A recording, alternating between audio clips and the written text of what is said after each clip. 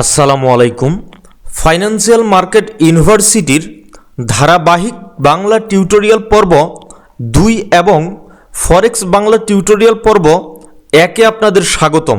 আজকে আমি আলোচনা করব ফরেক্স ট্রেডিং কি, আপনারা কিভাবে ফরেক্স ট্রেড করবেন এবং এই মার্কেটে কি কি ট্রেড করা হয়, এই মার্কেটের প্রোডাক্টগুলো কি কি, এই বিষয়ে আমি বিস্তারিত আলোচনা করব। ফরেক্স মার্কেট কি? মনে রাখবেন, ফরেক্স মার্কেটের পূর্ণরূপ হচ্ছে ফরেন এক্সচেঞ্জ মার্কেট।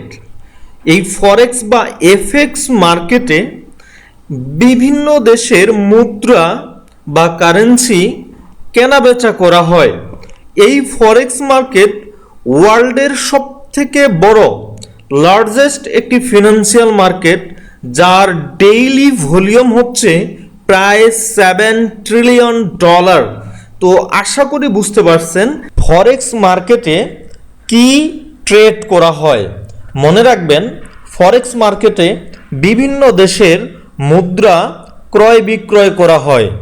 এই ফরেক্স মার্কেটে আমরা একটি দেশের মুদ্রার বিনিময়ে আরেকটা দেশের মুদ্রা কেনাবেচা করতে পারি।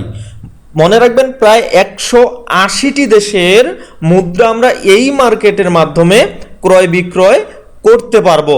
তো এই জায়গায় লক্ষ্য করেন যে আমাদের যে কারেন্সির লিস্টগুলো, যে আমরা ব্রোকারের মাধ্যমে কোন কারেন্সিটির বিনিময়ে কোন কারেন্সি ক্রয় অথবা বিক্রয় বাই সেল করতে পারবো, এখানে লিস্ট আকারে দেওয়া আছে। আপনাদের MT4-এ কন্ট্রোল M প্রেস করলেই এই লিস্টগুলো আপনারা পেয়ে যাবেন যে এই ব্রোকারের মাধ্যমে আপনারা কোন কোন কারেন্সির বিনিময়ে কোন দেশের কারেন্সি আপনি ক্রয় অথবা বিক্রয় করতে পারবেন। সো এইখানে ডিটেলস যদি আমি আরেকটু দেখাতে চাই আপনাদের, তো এইখানে দেখেন যে আমার USD CHF মানে হচ্ছে US ডলারের সাথে আমি সুইস ফ্রাঙ্কের বাই অথবা সেল করতে পারবো। GBP USD মানে হচ্ছে ব্রিটেনের পাউন্ড এবং US ডলারের সাথে আমরা বাই অথবা সেল করতে পারবো।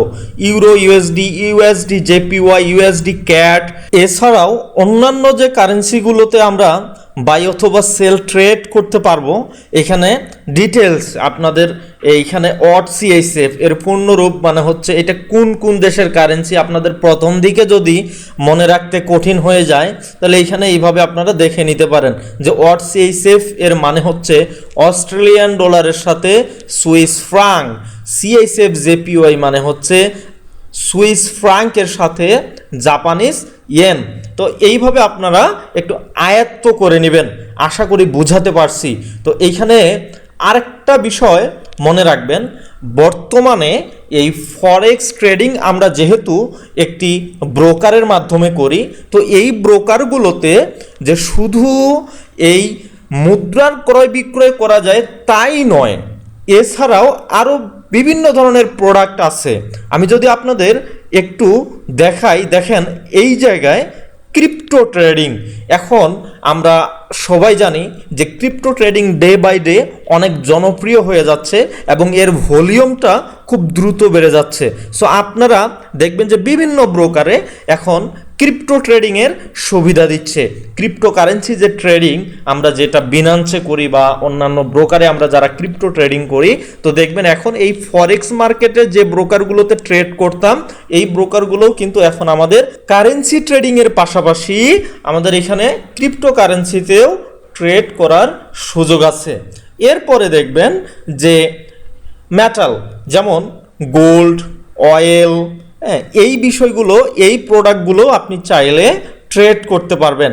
ইন্ডেক্স, বিভিন্ন দেশের যে শেয়ার মার্কেটের ইন্ডেক্সগুলো আছে, সেই ইন্ডিসেস বা ইন্ডেক্সগুলোতেও আপনি চাইলে ট্রেড করতে পারবেন। যেমন এখানে দেখেন AUS মানে 200 মানে হচ্ছে অস্ট্রেলিয়ার এটা একটা শেয়ার, যে এই যে হংকং, এই যে JP225 এটা হচ্ছে আমাদের জাপানের একটি শেয়ার, UK মানে হচ্ছে আমাদের ইউনাইটেড কিংডমের একটি শেয়ার, US।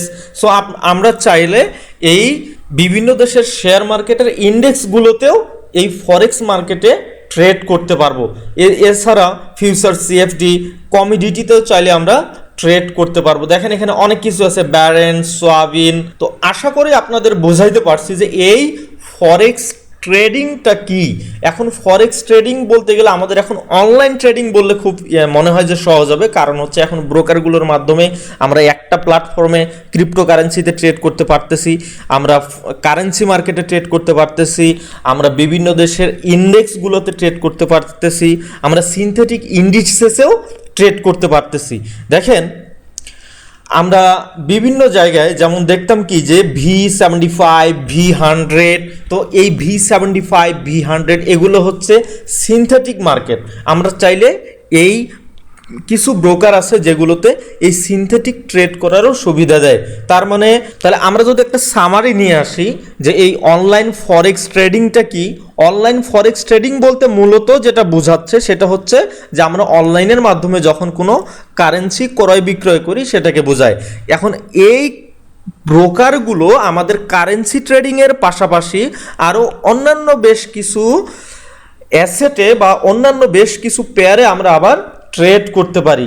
যেমন এইখানে দেখেন সিলভার, গোল্ড, অয়েল, এইগুলো তো আমরা বাই সেল করতে পারবো। এছাড়া ওয়ার্ল্ড ওয়াইড যে বড় বড় কোম্পানিগুলো আছে দেখেন, এই যে অ্যাপল, তারপরে হইতেছে অ্যামাজন, এফবি, এই যে মাইক্রোসফট, এছাড়াও আমরা টুইটার, ইন্টেল, টেলসা, মানে তো আমি আশা করি বুঝাইতে পারছি যে এই মার্কেটে কি কি ট্রেড করা হয়। আমরা যদি একটু সামারি টানি যে এই মার্কেটে বিভিন্ন ধরনের কারেন্সি ক্রয় বিক্রয় করা হয়, এই মার্কেটের মাধ্যমে আমরা বিভিন্ন ধরনের ক্রিপ্টোকারেন্সি ক্রয় বিক্রয় করতে পারবো, এই মার্কেটের মাধ্যমে আমরা ওয়ার্ল্ডের বড় বড় যে শেয়ারগুলো আছে সেই শেয়ার মার্কেটের ইন্ডেক্সগুলোতে ট্রেড করতে পারবো, এই মার্কেটের মাধ্যমে আমরা ওয়ার্ল্ডের বড় বড় যে কোম্পানিগুলো আছে তাদের শেয়ারেও আমরা ট্রেড করতে পারবো। তাহলে এরপরে আসেন যে এই মার্কেটে আপনি প্রফিট পাবেন কিভাবে। মনে রাখবেন, যখন আপনি একটি মুদ্রা কিনে রাখবেন বা কোনো একটি ইন্ডেক্স আপনি ইনভেস্ট করবেন, সেই ইন্ডেক্স বা সেই মুদ্রাটার দাম যদি বেড়ে যায় আপনি সেটা সেল দিয়ে তখন সেখান থেকে প্রফিট নিতে পারবেন।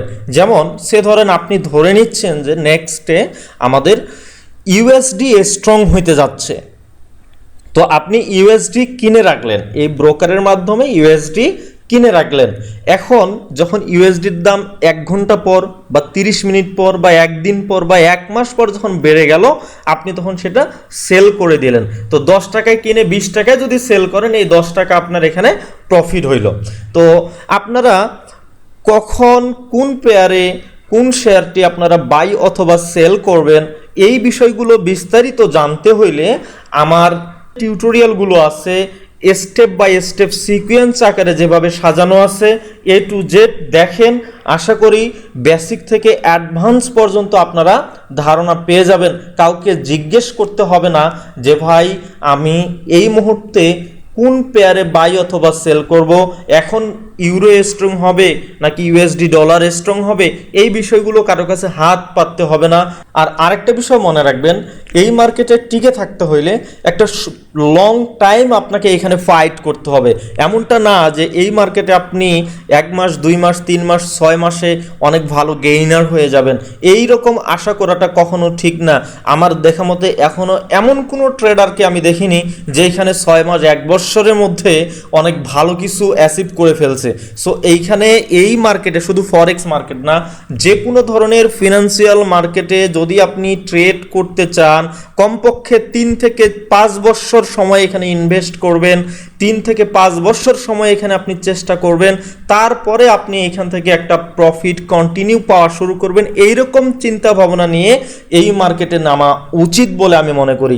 এখন মনে হইতে পারে যে এই ফরেক্স ট্রেডিং বা এই ফিনান্সিয়াল মার্কেটে আপনি কতদিন সময় দিলে এখান থেকে আপনি প্রফিট করতে পারবেন।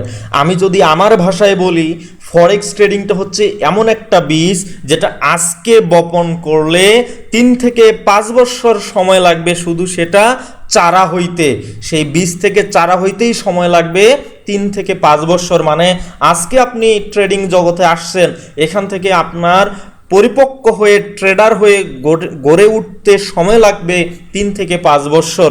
এখন আপনি 3 বছরের মধ্যেও আপনার সাইকোলজি ডেভেলপ হতে পারে। যদি আপনি ভালো একজন মেন্টরের সাহায্য সহযোগিতা নেন তাহলে হয়তোবা সময়টা একটু এদিক সেদিক হতে পারে, কিন্তু অবশ্যই এখানে আপনাকে মিনিমাম 3 বছর অক্লান্ত পরিশ্রম করার মন মানসিকতা নিয়ে আসতে হবে। তো আশা করি আপনারা বুঝতে পারছেন। সুতরাং যদি চিন্তা করে থাকেন যে এই ফিনান্সিয়াল মার্কেটে আপনি লং টাইম একটা সময় ইনভেস্ট করবেন, সো আপনাকে স্বাগতম। আমার টিউটোরিয়ালগুলো ধারাবাহিকভাবে দেখে যাবেন। এরপরেও যদি না বুঝে থাকেন তাহলে অবশ্যই কমেন্টস করবেন, অথবা আমাদের সাথে সরাসরি যোগাযোগ করতে চাইলে স্ক্রিনে দেওয়া কিংবা এই ভিডিও টিউটোরিয়ালটির ডেসক্রিপশনে দেওয়া ইমেল অ্যাড্রেস অথবা ফেসবুক পেজ কিংবা টেলিগ্রাম চ্যানেলে যুক্ত হয়ে আমাদের সাথে সরাসরি যোগাযোগ করতে পারেন। আর আপনারা যদি আমাদের কাছ থেকে অ্যাডভান্স কোর্স কিংবা পেইড কোনো সার্ভিস পেতে চান তাহলে অবশ্যই আমাদের সাথে যোগাযোগ করবেন। আর আমাদের টিউটোরিয়ালগুলো যদি আপনাদের ভালো লেগে থাকে তাহলে অবশ্যই লাইক, কমেন্ট এবং শেয়ার করবেন। তো আজকের টিউটোরিয়ালটি আমি আর দীর্ঘায়িত করতেছি না। আমাদের পরবর্তী লেকচার ভিডিও টিউটোরিয়ালটি দেখার আমন্ত্রণ জানিয়ে আজকের ভিডিওটি এখানেই সমাপ্ত করতেছি। আপনারা সবাই ভালো থাকবেন, সুস্থ থাকবেন। আল্লাহ হাফেজ।